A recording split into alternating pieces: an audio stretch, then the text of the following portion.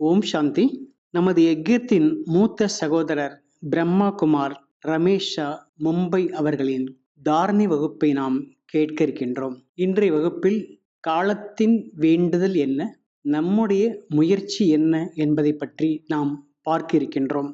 பாபா சொல்கிறார்கள், நிகழ்கால சூழ்நிலையில் உங்களுடைய பக்தர்கள் பிரஜைகள் உங்களை அழைப்பு செய்து கொண்டிருக்கிறார்கள். அது உங்களுடைய காதில் கேட்கிறதா என்று பாபா நம்மிடம் கேட்கிறாங்க. பாபா சொல்றாங்க, பரந்தாமத்தில் இருக்கிற எனக்கே பக்தர்களுடைய பிரஜைகளுடைய கூக்குரல் கேட்குது. நீங்க இதே உலகத்துல இருக்கீங்க, உங்களுக்கு அவர்களுடைய வேண்டுதல் கேக்குதா? அப்ப நம்ம யோசிக்கணும். இன்றைய காலகட்டத்துல நம்முடைய பக்தர்கள் பிரஜைகள் நம்மளை அழைப்பு செய்கிறார்கள் என்றால் நம்முடைய கவனத்தை நாம் மிகவும் பரந்த உள்ளத்தோடு செலுத்த வேண்டும். அதே நேரத்துல பாபா ரெண்டே விஷயத்துல நமக்கு புரிய வைக்கிறார். நிகழ்கால சூழ்நிலை நேரம் என்பது புகார் செய்து கொண்டிருக்கிறது. வேண்டும் வேண்டும் வேண்டும் என்று புகார் செய்து கொண்டிருக்கிறது. நாம் செய்ய வேண்டியது எல்லாம் உபகாரம் செய்ய வேண்டும். கருணை உள்ளம் நிறைந்த மனநிலையோடு நாம் உபகாரம் செய்ய வேண்டும். இப்பொழுது உலகத்தினுடைய சூழ்நிலை மாறிக்கொண்டிருக்கிறது. நேரமும் கூட மிகவும் வேகமாக சென்று கொண்டிருக்கிறது. அப்ப நேரம் கூட நமக்கு எச்சரிக்கை தருகிறது. நீங்கள் தன்னுடைய முயற்சியை வேகப்படுத்துங்கள்.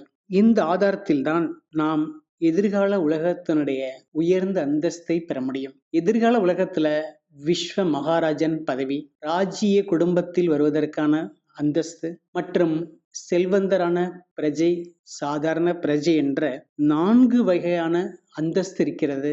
நாம் நம்முடைய அந்தஸ்தை உயர்வாக ஆக்க வேண்டுமானால் நாம் நம்முடைய முயற்சியை வேகப்படுத்துவது மிக மிக அவசியமாகும். அவ்யக்த பாப்தாதா ஒரு முறை சந்திப்பு செய்யும் பொழுது குழந்தைகளிடம் கேட்டார்கள், குழந்தைகளே, உங்களுக்கு பாபாவிடமிருந்து எத்தனை பிறவிகளுக்கு உங்களுக்கு பிராப்தி கிடைக்குது அப்படின்னு பாபா கேட்டாங்க. நிறைய பேர் பதில் சொன்னாங்க, 21 பிறவிகளுக்கு பிராப்தி கிடைக்குது பாபான்னு. நானும் கூட சொன்னேன் 21 பிறவிக்கு பிராப்தி கிடைக்குதுன்னு. பாபா சொன்னார், சத்தியுகம் திரேதாயுகம் முடிந்து துவாபரயுகத்தோட நீங்க நிறைஞ்சுதான் இருந்தீங்க. பெரிய பெரிய கோவில் கட்டினீங்க, தங்கம் வைரங்களால் ஆக்கப்பட்ட கோவில் கட்டினீங்க. அங்கேயும் நீங்க எந்த வகையிலும் குறைஞ்சு போல. அதுபோக மீதி இருந்தது கலியுகத்திலையும் அந்த செல்வம் பிராப்திகளை பயன்படுத்துறீங்க. இவ்வாறு கணக்கு பார்த்தோம் அப்படின்னா 84 பிறவிகளுக்கு உங்களுக்கு பிராப்தி கிடைக்குதுன்னு பாபா தெளிவுபடுத்தினார். அதனாலதான் பாபா குழந்தைகள்கிட்ட கேள்வி கேட்பார், குழந்தைகளே, உங்களுடைய ஒவ்வொரு வினாடியிலும் உங்களுக்கு பல லட்சம் பிராப்தி கிடைக்குது, ஒரு வினாடியில் பல மடங்கு பிராப்தி கிடைக்குதுன்னு பாபா சொல்வார். ஏன்னு சொல்லும் பொழுது பாபா இதையும் தெளிவுபடுத்தினார்கள். நாம் 84 பிறவிகள் 5000 ஆண்டுகளுக்கான பிராப்தியை உருவாக்குறோம். ஆனா சங்கமயுகத்துல நம்ம செய்யக்கூடிய முயற்சியின் கால அளவு ரொம்ப ரொம்ப குறைவுதான். நிறைய பேர் 20 வருஷம் 25 வருஷம் 10 வருஷம் தான் முயற்சி பண்ணுவாங்க.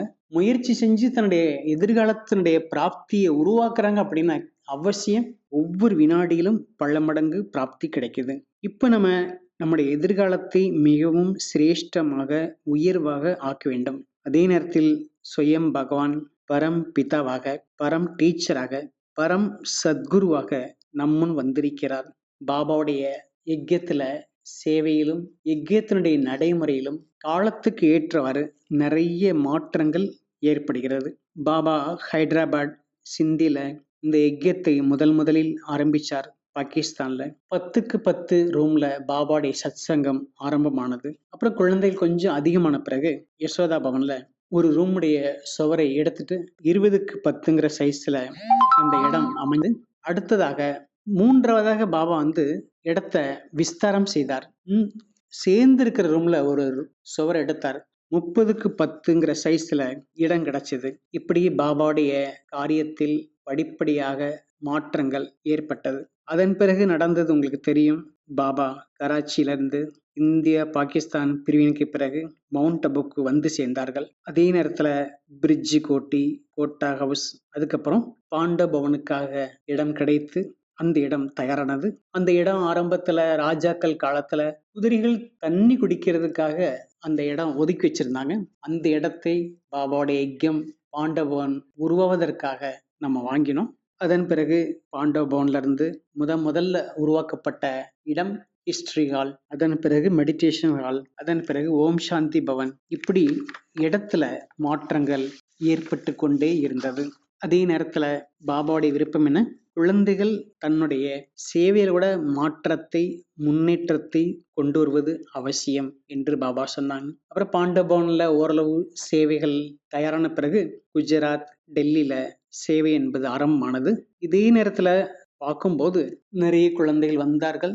சில குழந்தைகள் சந்தேகத்தின் அடிப்படையில் அல்லது மாயோடைய கிரகச்சாரத்தின் அடிப்படையில பாபா கைவிட்டு போயிட்டாங்க. இவ்வாறு பல்வேறு விதமான சூழ்நிலைகள், நடைமுறைகள், சாதனங்கள், இடமாற்றம் எல்லாமே காலத்துக்கு ஏற்றவாறு நடந்து வந்தது. 1971 முதலாக வெளிநாட்டு சேவை என்பது ஆரம்பமானது. 1974 ஏப்ரல் மாதம் தாதி ஜானகி மற்றும் ஜெயந்தி பெகன் இருவரும் லண்டன் சென்றார்கள்.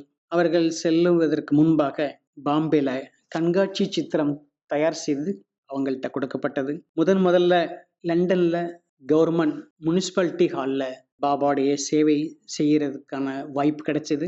அதன் பிறகு தாதியினுடைய இடைவிடாத முயற்சி தபஸ்யா மூலமாக குளோபல் கோஆபரேஷன் ஹவுஸ் உருவானது. அதன் பிறகு பல மடங்கு சேவை வளர்ச்சி அடைந்தது. அதன் பிறகு படிப்படியாக சேவை வெளிநாட்டுல பரவ ஆரம்பிச்சது. நியூயார்க்கு, யுஎஸ்ஏக்கு மோகினி பெகன் சென்றார்கள். ரஷ்யாவுக்கு சுதா பெகன், சந்தோஷ் பெகன் மற்றும் ஆஸ்திரேலியாவுக்கு நிர்மலா தீதி போனாங்க. அதே நேரத்துல ரஷ்யால அப்படிப்பட்ட ஒரு அதிசயமான சூழ்நிலை. மாஸ்கோல பாபாவுடைய சேவை ஆரம்பமாகி குழந்தைகள் வந்தாங்க. ஒரே நேரத்துல அப்பொழுதே 400 பேர் பாபா கிளாஸ்க்கு வருவாங்க. நம்ம இடங்கள்ல தெரியும், நிறைய பேர் வரலாம், வெவ்வேறு டயத்துல வருவாங்க. ஆனா மாஸ்கோல காலை வகுப்பில் 400 பேர் வந்தாங்க. நிறைய மாற்றங்கள் ஏற்பட்டது. அங்க லிவிங் காஸ்ட் என்று சொல்லக்கூடிய வாழ்க்கையை நடத்துவதற்கான செலவு ரொம்ப அதிகம். பரபரப்பான சூழ்நிலை. வெளிநாட்டுல காலையில 8 மணிக்கு அவங்க வேலைக்கு போகணும். நைட் 8 மணி வரையும் அவங்க வேலை செஞ்சு முடிக்கணும். அப்புறம் வீட்டுக்கு வரணும். மறுநாள் பாபா கிளாஸுக்கு வரணும். இப்படி நிறைய கடினமான உழைப்பு செய்வார்கள். காலையில அமிர்த வேலையிலே பிரெட் தயார் பண்றதுக்கான ஏற்பாடு செஞ்சிருவாங்க.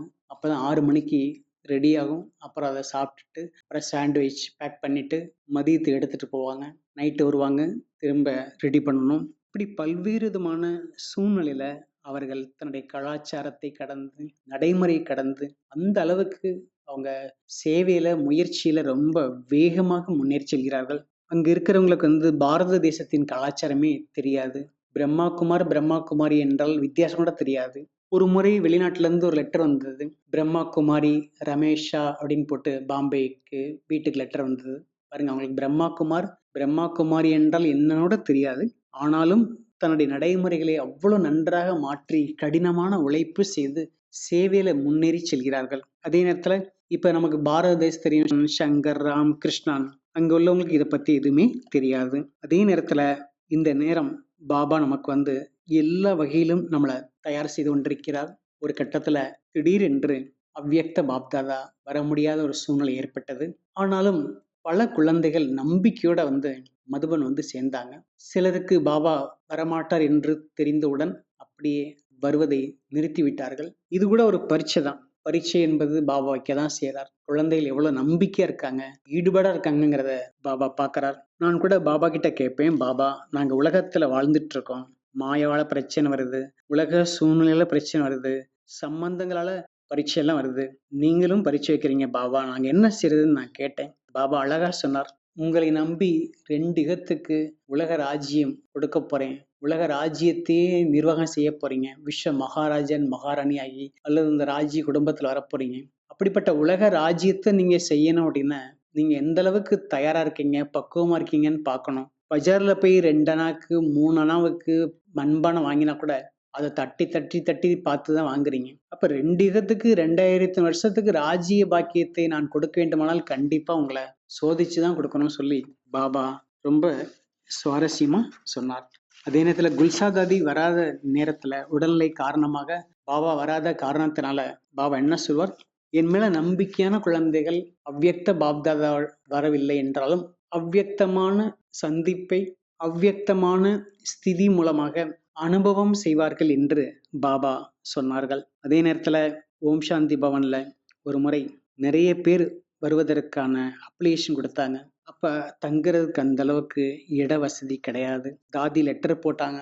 சின்ன சின்ன குழந்தைகள்லாம் வர வேண்டாம். வயசுல குறைவா உள்ளவங்க வர வேண்டாம்னு சொல்லி தாதி லெட்டர் போட்டாங்க. அதுக்கு ஒரு பாவாடை குழந்தை ரொம்ப அழகா லெட்டர் போடுறார் தாதிக்கு. தாதியின் ஆத்மரூபத்துல பார்த்தா எல்லாருக்கும் வயசாயிடுச்சு. எல்லாருமே பரந்தம் வீட்டுக்கு போற நேரம் வந்தாச்சு. இப்ப நீங்க எப்படி நீங்க சொல்லலாம்? சின்ன குழந்தைகள் வர முடியாதுன்னு சொல்லி அப்படின்னு ரொம்ப கொஞ்சம் உரிமையா லெட்டர் போட்டார். பாருங்க பாபாவுடைய குழந்தைகள் எவ்வளவு திறமையா இருக்காங்கன்னு சொல்லி பாபா உடைய பெருமையை நினைச்சு, குழந்தைகளுடைய பெருமையை நினைச்சு தாதி ரொம்ப பெருமைப்பட்டாங்க, சந்தோஷப்பட்டாங்க. அதே நேரத்துல பாபா நம்மளை நிகழ்கால சமயத்துல சேவையிலையும் சரி, நம்முடைய சுய முன்னேற்றத்திலையும் சரி தயார் செஞ்சுட்டே இருக்கார். இப்ப சமீபத்துல பாபா 5 சுரூபத்தினுடைய பயிற்சி செய்யறதுக்காக நம்முடைய மனதை பிஸியாக வைத்துக் கொள்வதற்கான ஹோம்ஒர்க் கொடுத்தாங்க. தாதி ஜானகி அவர்கள் எப்பொழுதுமே தன்னை பிஸியா வச்சுக்குவாங்க. எப்பொழுதுமே ஏதாவது ஒரு சேவையிலையோ, முயற்சியிலையோ, முன்னேற்றத்திலேயோ தன்னை எப்பவுமே ஈடுபடுத்துவார்கள். தாதிக்கு லெட்டர் வரும். உடனே உடனே ரொம்ப வேலை அதிகமா இருந்தா 2 நாள் கழிச்சாவது தாதி அவங்க லெட்டருக்கெல்லாம் பதில் போடுவாங்க. அதே நேரம் ரொம்ப பெரிய விஷயம் என்னன்னா, தாதி ஜானகி அவர்கள் நம்முடைய யஜ்யத்தில் உள்ள மேகசின் ஞானாமிர்த், பியூரிட்டி எல்லாத்தையும் படிச்சிருவாங்க. தாதிக்கு இங்கிலீஷ் தெரியாத மேகசினை யாராவது படிச்சு சொல்லுவாங்க. ஹிந்தி மேகசின் எல்லாம் தாதியே படிச்சிருவாங்க. எல்லா புஸ்தகத்தையும், யஜ்யத்தினுடைய புஸ்தகத்தையும் தாதி படிப்பாங்க. அவங்க தன்னைத்தான் ரொம்ப பிஸியாக வைத்துக் கொள்றதுல கவனம் செலுத்துவாங்க. அதே நேரம் பாபா நமக்கு புரிய வைக்கிறார். இப்போது தன்னுடைய முயற்சியின் வேகத்தை அதிகப்படுத்த வேண்டுமானால் கடந்த கால விஷயத்துக்கு நீங்க முற்றுப்புள்ளி வைக்கணும். பாஸ்ட் இஸ் பாஸ்ட்னு பாபா சொல்லி தராங்க. நம்ம யோசிக்கணும். பாபா நம்முடைய கடந்த காலத்தை பார்க்கவே இல்லை. நாம் சில நேரம் மற்றவங்களை கடந்த காலத்தை பார்த்து அவங்க விஷயத்துல முடிவெடுக்கிறோம். பாபா நம்முடைய கடந்த காலத்தை பார்க்கவே இல்லை. இவங்க பாவாத்மா இருந்தாங்க, தமோபிரதமா இருந்தாங்க, அழுக்கா இருந்தாங்க. எதையுமே பாபா பார்க்கறதே இல்லை. பாபாவுக்கு கவனம் என்ன? நம்மளை தயார் செய்யணுங்கிறதுல தான் கவனம். அப்ப நம் கடந்த கால விஷயங்களுக்கு நம்ம முற்றுப்புள்ளி என்பது வைத்தாக வேண்டும். தாதி சொல்லுவாங்க, ஜானி தாதி, கடந்த கால விஷயத்துக்கு நீங்க அந்த மாதிரி முற்றுப்புள்ளி வைக்கணும். அந்த விஷயம் நடக்காத மாதிரி ஆகணும். உங்களுடைய கவனத்திலேயோ நினைவுலையோ வரக்கூடாது. உங்களுடைய கடந்த காலமும் வரக்கூடாது, மற்றவங்களுடைய கடந்த காலமும் வரக்கூடாதுன்னு சொல்லி தாதி ரொம்ப அழகா பிராக்டிக்கலா கிளாஸ் நடத்துவாங்க. ஏன்னா அந்த விஷயம் ஒரு விஷயம் முடியுதுன்னு அடுத்து எப்போ வரும்? அந்த விஷயம் 5000 ஆண்டுகள் கழித்து தான் வரும் என்பதில் கவனம் செலுத்தணும். இதே நேரத்துல நான் இன்னொரு விஷயம் நினைவு வருது. அம்மா எல்லாரையும் விட ரொம்ப வேகமா முயற்சி செஞ்சு முதல்ல லட்சியத்தை அடைஞ்சாங்க. அவங்களுக்கு கோர்ஸ் கொடுத்தாங்க. ஒரு தீதி, கிஸ்மி தீதின்னு பேரு. 1 வாரம் கிளாஸ் எடுத்தாங்க. அவங்கள காட்டிலும் எல்லாரை காட்டிலும் அம்மா ரொம்ப வேகமா முன்னேறி சென்றார்கள். ஒரு சந்தர்ப்பத்துல அம்மா சுமார் 18 மாசம் பாம்பேல தங்கியிருந்தாங்க. குறிப்பா என்னுடைய லௌகி வீட்டுல தங்கியிருந்தாங்க. இப்ப மம்மாட்ட நான் கேட்டேன், மம்மா உங்களுடைய முயற்சி இவ்வளவு வேகமாகறதுக்கு என்ன காரணம்? எப்படி நீங்க மற்றவங்களோட வேகமா முயற்சி பண்றீங்கன்னு நான் அம்மாட்ட கேட்டேன். அம்மா 4-5 விஷயம் சொன்னாங்க. நான் கேட்டேன், குறிப்பா எந்த விஷயம் உங்களுடைய முன்னேற்றத்துக்கு காரணமா இருக்கு, தீவிர முயற்சிக்கு காரணமா இருக்குன்னு கேட்டேன். அதுக்கு அம்மா சொன்னாங்க, திட சங்கல்பம். எந்த ஒரு முயற்சியா இருந்தாலும் சரி, சேவையா இருந்தாலும் சரி, எல்லாத்திலும் நான் திடமான சங்கல்பத்தை நான் வைத்து அதன்படி நான் முயற்சி பண்ணுவேன். அதனால என்னுடைய முயற்சி ரொம்ப வேகமா இருக்குன்னு சொன்னாங்க. ஒரு முறை பாபா கிளாஸ்ல சொன்னாங்க, குழந்தைகள் நீங்கள் எந்த சூழ்நிலையிலும் அழக்கூடாதுன்னு சொல்லி. அம்மா சொன்னாங்க, என்னைக்கு பாபா சொன்னாரோ அன்னைக்கே நான் திட சங்கல்பம் வச்சுட்டேன். நான் அழக்கூடாதுன்னு சொல்லி திட சங்கல்பம் வச்சுட்டேன். ஒரு முறை அம்மாவை பற்றி ரொம்ப அன்புல மூழ்கக்கூடிய பாடலை நாங்க உருவாக்கினோம். அந்த பாடலை நாங்க படிச்சோம், பாடினோம். இங்க கண்கள்லாம் கலங்கிடுச்சு. நிறைய குழந்தைகள் சுத்தி இருந்தாங்க அம்மாவை சுத்தி. நிறைய பேருக்கு அன்புல கண் கலங்கிடுச்சு. அம்மாட்ட கேட்டோம், அம்மா நாங்க இவ்வளவு அன்புல மூழ்கி கண் கலங்கிட்டோம், உங்க கண்கள் கலங்கலையேன்னு சொல்லி கேட்டோம். அது சொன்னாங்க, அம்மா நான் பாபா கிட்ட திட சங்கல்பம் வச்சிருக்கேன், எந்த சூழ்நிலையிலும் நான் கண்ணீர் விடக்கூடாதுன்னு சொல்லி. இப்படி ஒவ்வொரு விஷயத்திலும் திட சங்கல்பம் வைத்துதான் அம்மா லட்சியத்தை அடைந்தார்கள், முன்னேறி சென்றார்கள். நம்ம கூட பாபா கிட்ட வரோம், திட சங்கல்பம் வைக்கிறோம், வாக்குறுதி பண்றோம், ஊக்கம் உற்சாகமா இருக்கும். ஆனா வெளி உலகத்துக்கு போகும்போது நம்முடைய நஷா, ஊக்கம், உற்சாகம் சோடா வாட்டர் போல அப்படியே டவுன் ஆயிடுது. ஒரு முறை பாபா முரளி கிளாஸ் எடுத்துட்டாங்க. குழந்தைகளை சந்திப்பு செஞ்சாங்க. பாபா சொன்னாங்க, நான் நஷா ஏற்படுத்துறேன், ஊக்கம் உற்சாகம் ஏற்படுத்துறேன். ஆனா ஏன் உங்களுக்கு சோடா வாட்டர் மாதிரி நஷா குறைஞ்சு போகுதுன்னு பாபா கேட்டாங்க. நான் ரொம்ப சுவாரஸ்யமா பாபாட்ட சொன்னேன். மவுண்ட் அபுல் பின்பக்கத்துல ஒரு கிணறு இருந்தது. அந்த கிணறுக்கு பேர் வந்து soda water well. Soda water கிணறுன்னு சொல்லி அந்த கிணறுக்கு பேர் சொல்லுவாங்க. என்ன காரணம் சொன்னாங்கன்னு தெரியாது. அங்கிருந்து நமக்கு தண்ணி எல்லாம் சப்ளை ஆகும். இப்ப நான் பாபாட்ட சொன்னேன், பாபா நாங்க அடிக்கடி பயன்படுத்துற தண்ணி வந்து சோடா வாட்டர் கிணறுல இருந்து தண்ணி குடிக்கிறோம். அதனாலதான் என்னவோ எங்களுக்கு நஷா வந்து சோடா வாட்டர் போல இறங்கிடுது அப்படின்னு நான் சொன்னேன். பாபா ரொம்ப சிரிச்சுக்கிட்டே சொன்னாரு, இந்த குழந்தை பாருங்க நல்லா எல்லாருக்கும் சேர்த்து வக்காலத்து வாங்குது அப்படி சொல்லி பாபா ரொம்ப சிரிச்சுக்கிட்டே சொன்னார். அதே நேரம் பாபா திரும்ப திரும்ப நினைவுபடுத்துகிறார், நம்முடைய முயற்சி முன்னேற்றத்துக்கு எல்லாமே முக்கியமான காரணம் என்ன அப்படின்னா நாம் திடமான சங்கல்பம் செய்ய வேண்டும். அதே நேரத்துல நம்முடைய இன்னைக்கு விஷயம் என்ன, உலகம், மனிதர்கள், நேரம், பக்தர்கள் எல்லாரும் புகார் செய்கிறார்கள். புகார் என்றால் வேண்டுதல் செய்கிறார்கள். நாம் உபகாரம் செய்ய வேண்டும். இப்போதைய காலகட்டத்துக்கு ஏற்றவாறு நம்முடைய சேவையில, நம்முடைய முயற்சியில மாற்றத்தை கொண்டு வர வேண்டும். சாதனா பண்ணணும். கிடைத்திருக்கிற சாதனங்களை நன்றாக பயன்படுத்தி சேவையில முன்னேற்றத்தை நாம் அதிகப்படுத்த வேண்டும். அதே நேரத்துல பாம்பேல நிர்மல் சாந்தா தாதி இருந்தாங்க. இப்ப ஒரு முறை ரக்ஷா பந்தன் விழா நேரம் வந்தது.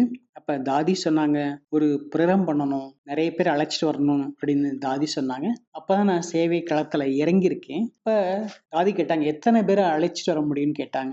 நான் சொன்னேன், ஒரு 500 600 பேரை நம்ம கூப்பிட்டு நம்ம நிகழ்ச்சி பண்ணலாம் அப்படின்னு சொன்னேன். தாதி சொன்னாங்க, அவ்வளவு பேர்லாம் பெரிய சவாலா இருக்கே அப்படின்னு சொன்னாங்க. ஏன்னா அப்போ உள்ள காலகட்டத்துல ஒரு முறை வந்து மனோகர் இந்திரா தாதி வந்தாங்க பாம்பேக்கு.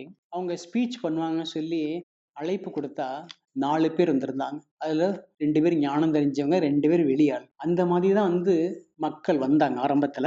அப்ப நான் சொன்னேன், நல்ல ஒரு மீட்டிங் ஹால் இருக்கு பாம்பேல, நம்ம நல்லா நடத்துவோம் சொல்லி நான் நம்பிக்கையா சொன்னேன். அதே நேரத்துல சுமார் அந்த மீட்டிங்ல அந்த ரக்ஷாபந்தன் விழால 350 பேர் வந்தாங்க. இதுல எந்த விஷயத்த நான் சொல்ல வரேன்னா, பாபா நமக்கு என்ன சொல்கிறார், தைரியமாக முயற்சி பண்ணுங்க, உங்களுக்கு கண்டிப்பா உதவி கிடைக்கும். அப்ப நம்ம எந்த அளவுக்கு தைரியத்தை பயன்படுத்துறோமோ அந்த அளவுக்கு சேவையில முன்னேற்றம் என்பது கிடைக்கும். அந்த 350 பேர் கலந்து கொண்ட நிகழ்ச்சியில ரக்ஷாபந்தன் பற்றி சொற்பொழி நடந்தது, டிராமா பண்ணினோம், கண்காட்சி நடந்தது. இப்படி பல சாதனங்களை நம்ம உபயோகப்படுத்தி சேவை செஞ்சோம். அதன் பிறகு பாருங்க, பாபாவுடைய சேவையில நிறைய மாற்றங்கள். ரிட்ரீட் சென்டர் உருவானது. பாண்டபவனுக்கு அடுத்து ஞான சரோவர், அதுக்கப்புறம் வெவ்வேறு இடத்துல, டெல்லியில ரிட்ரீட் சென்டர், ஹைதராபாத்ல, இப்படி பல பெரிய பெரிய இடங்கள்ல ரிட்ரீட் சென்டர் ஆரம்பமானது. அதை வைத்து பல இடங்கள்ல நிறைய சேவை நடந்துகிட்டே இருக்கு. அதே நேரத்துல டிவி மூலமாகவும் சேவை ஆரம்பமானது. ஆஸ்தா சேனல் மூலமாக முதலாக சேவை ஆரம்பமானது.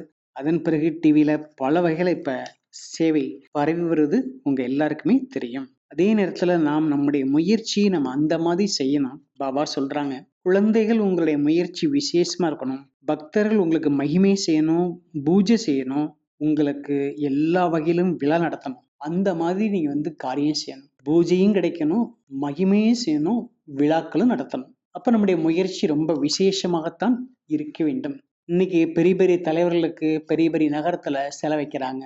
வருஷத்துல 2 நாள் 3 நாள் அந்த தலைவர்களுக்கு மாலை போட்டு மரியாதை பண்றாங்க. மற்றபடி அந்த சிலை வந்து மற்ற நாட்கள்ல குருவி, காக்கா தங்குறதுக்கு ஒரு இடமா இருக்கு. ஆனா நம்முடைய முயற்சி வந்து ரொம்ப விசேஷமாகத்தான் எப்பவுமே இருக்கணும். பாபா நமக்கு வந்து தெளிவுபடுத்துகிறார். ஒரு முறை பாம்பேல கண்காட்சி சித்திரம் உருவானது. கண்காட்சி சித்திரத்துல 6 சித்திரம் நாங்க உருவாக்கிட்டோம். ஒரு சித்திரத்தை பாபா நீங்களே உருவாக்கி கொடுங்கன்னு சொன்னோம். பாபா வந்து மதுபன்ல குழந்தைகளை வச்சு உருவாக்கி தரணும் சொன்னோம். உடனே பாபா வந்து கலியுகத்தின் அழிவு, கும்பகர், சாது சன்னியாசிகள் சாஸ்திரத்தை பத்தி என்ன சொல்றாங்க, இதை பத்தி எல்லாம் சேர்த்து ஒரு சித்திரத்தை பாபா உருவாக்கி கொடுத்தாங்க. அதுக்கு கீழே ஒரு வரி எழுதினார் பாபா, உங்கள் பிராப்தி உங்கள் கையில், உங்கள் வாழ்க்கை உங்கள் கையில் என்று பாபா எழுதினாங்க. பாபா நமக்கு தெளிவுபடுத்துகிறார், உங்களுடைய பிராப்தி உருவாக்குறது நீங்க தான் செய்யணும், உங்களுடைய எதிர்காலத்தை உருவாக்குறது நீங்க தான் செய்யணும். பாபா எல்லா வகையிலும் நமக்கு வழி நடத்துவார், அறிவுரை சொல்லுவார், ஞானம் தருவார். ஆனால் முயற்சி எல்லாமே அவரவர் கையில தான் இருக்குன்னு சொல்லி பாபா தெளிவுபடுத்தினார். அதே நேரத்துல பாபா அடிக்கடி சொல்லுவார், குழந்தைகள் நீங்கள் எந்த அளவுக்கு என்னை நினைவு செய்றீங்க அந்த அளவுக்கு உதவி கிடைச்சிட்டே இருக்கும். ஒரு முறை எனக்கு ஒரு ஆபரேஷன் செய்யப்பட்டது. அதுல வலி அதிகமா இருந்தது. ரொம்ப வலிக்குது வலிக்குதுன்னு அத பத்தியே சிந்தனை அதிகமா இருந்தது. அப்ப ஷீலேந்திரா தாதி இருந்தாங்க. நான் தாதிட்ட சொன்னேன், "தாதி ரொம்ப வலிக்குது, ரொம்ப உடம்பு வலிக்குது, வலிக்குதுன்னு" சொன்னேன். உடனே தாதி எனக்காக பாபா கிட்ட மெசேஜ் வாங்க போனாங்க. பாபா ரொம்ப அழகா சொன்னார். அந்த குழந்தை வலிக்குது வலிக்குதுன்னு அந்த வலி தான் நினைச்சிட்டு இருக்கே தவிர, என்னைய பத்தி சொல்றார். பாபாவ நினைக்கணும், பாபாவ நினைக்கணும்னு தோணல. அந்த உடம்புல உள்ள வலி மேல தான் கவனம் போயிட்டு இருக்குன்னு சொல்லி பாபா சொன்னார். அப்பதான் எனக்கு சுருக்குன்னு இருந்தது. நம்ம உடம்ப நினைக்கிறோம், வலிய நினைக்கிறோம். ஆனா பாபா நினைக்காம விட்டோமேன்னு சொல்லி, அப்பதான் பாபாவ ரொம்ப நினைக்கணும்னு எனக்கு தோணினது. நல்ல நல்ல அனுபவம் என்பது கிடைத்தது. அதே நேரத்துல நாம் செய்ய வேண்டிய நிகழ்கால முயற்சி என்னவென்றால், நம்முடைய மனம் புத்தியை தெளிவாக, சுத்தமாக வைத்துக் கொள்ள வேண்டும். இந்த அடிப்படையில தான் பாபாவுடைய உதவி, பாபாவுடைய அன்பு நமக்கு கிடைச்சுக்கிட்டே இருக்கும். இப்ப நம்ம பாபா சேவைக்காக சொல்கிறார். வாரிசு குவாலிட்டி குழந்தைகளை தயார் செய்யணும். மைக் குவாலிட்டி குழந்தைகளை தயார் செய்யணும். வாரிசு குவாலிட்டி என்றால் பாபாவோட யஜ்யத்துல முழுமையா பொறுப்பா சேவை செய்யற அளவுக்கு குழந்தைகளை தயார் பண்ணணும். 2வது மைக் குவாலிட்டி என்றால் நல்ல விஐபியை தயார் பண்ணணும். அவர் இந்த ஞானத்தை புரிஞ்சிட்டு எல்லா இடத்துலயும் சொல்லணும். இந்த மாதிரி குவாலிட்டியான குழந்தைகளை உருவாக்க வேண்டும் என்று பாபா சொல்கிறார்கள். ஆக இப்பொழுது நாம் நம்முடைய முயற்சியில இந்த நேரத்துல கவனம் செலுத்தணும். நேரத்தை நாம் வீணாக்கவே கூடாது. உலகாய விஷயங்களை தெரிந்து கொள்வதில் கவனத்தை விடாமல், சேவை எப்படி செய்வது, எப்படியெல்லாம் செய்யலாம் என்பதில் நாம் ரொம்ப ரொம்ப கவனம் செலுத்த வேண்டும். ஆக நாம் இப்போதைய நேரத்தில் பார்க்கும் பொழுது, உலகத்தில் புகார் செய்கிறார்கள். நாம் எல்லோருக்கும் உபகாரம் செய்ய வேண்டும். அப்ப கிடைத்திருக்கக்கூடிய சாதனங்களை பயன்படுத்த வேண்டும். நன்றாக பயன்படுத்தி தன்னுடைய சாதனா, ஆன்மீக முயற்சியை வேகப்படுத்த வேண்டும். அதே நேரத்துல கருணை உள்ளம் உடையவராகி அனைவருக்கும் நாம் உபகாரம் செய்ய வேண்டும், உதவி செய்ய வேண்டும், நன்மை செய்ய வேண்டும், சகயோகம், ஒத்துழைப்பு தர வேண்டும். இந்த அடிப்படையில தான் நாம் இந்த நேரத்தினுடைய வேண்டுதலை நாம் நிறைவேற்ற முடியும். உலகத்தில் பக்தர்கள், பிரஜைகளுடைய வேண்டுதலை நாம் நிறைவேற்ற முடியும். ஆகவே வீணான விஷயங்களில், சம்பந்தமில்லாத விஷயங்களில் நாம் கவனத்தை செலுத்துவதை விட்டுவிட்டு, பாபா சொல்லக்கூடிய விஷயத்தில் நாம் கவனம் செலுத்த வேண்டும். நம்முடைய ஒவ்வொரு வினாடி நேரத்திலும் அவ்வளவு பல மடங்கு பிராப்தி கிடைக்கிறது. அதை நாம் சரியாக பயன்படுத்தி நம்முடைய வாழ்க்கையில, நம்முடைய லட்சியத்துல வெற்றி பெற வேண்டும். இதன் மூலமாகத்தான் நேரத்துக்கு ஏற்றவாறு நாம் வேகமாக முன்னேறி சென்று நாம் லட்சியத்தை அடைய முடியும். பாபா சொல்றபடி நாம் நடந்து காட்ட முடியும். அதே நேரத்தில் நாம் எதிர்காலத்தினுடைய அந்தஸ்து, உயர்ந்த அந்தஸ்து, ராஜ்ய குடும்பத்தில் வரக்கூடிய அளவுக்கு மிகப்பெரிய அந்தஸ்தை நாம் பெற முடியும். நான் உங்கள் எல்லார்கிட்டையும் மனதார பணிவாக கேட்டுக்கொள்வது என்னவென்றால், இப்போதைய நேரத்தை புரிந்து கொள்ளுங்கள். பாபா சொல்லக்கூடிய விஷயத்தை புரிந்து கொள்ளுங்கள். அதற்கு ஏற்றவாறு தன்னுடைய முயற்சியை நாளுக்கு நாள் வேகமாக செய்து லட்சியத்தை அடையுங்கள் என்று நான் மனதார கேட்டுக்கொள்கின்றேன். நன்றி, வணக்கம், ஓம் சாந்தி.